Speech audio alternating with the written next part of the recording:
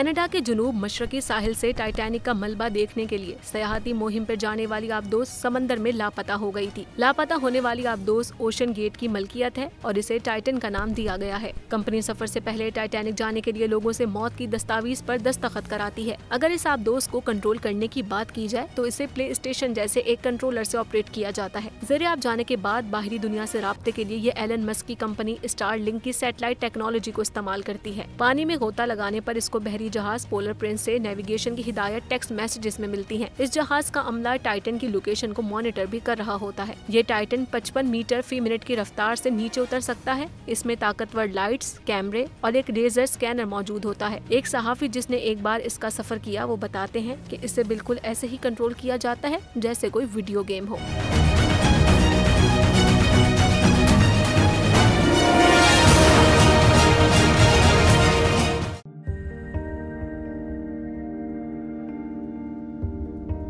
कैसे कैसे सितारे डूब गए, खूबसूरत नजारे डूब गए, ख्वाबों के सभी किनारे छूट गए, गमजदा दुख के मारे डूब गए। कितनी मुश्किल का सामना है यहां, कितने लोगों के प्यारे डूब गए।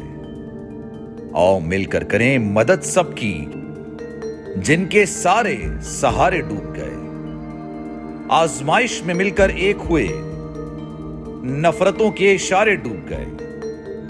कितने प्यारे हमारे डूब गए। कौमी सानहे की सूरत हाल से लम्हा बलम्हा बोल रखेगा बाखबर।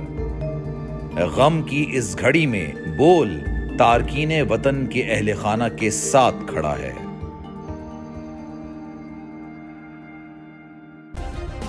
सब्सक्राइब करें और बेल दबाएं ताकि कोई खबर रह न जाए।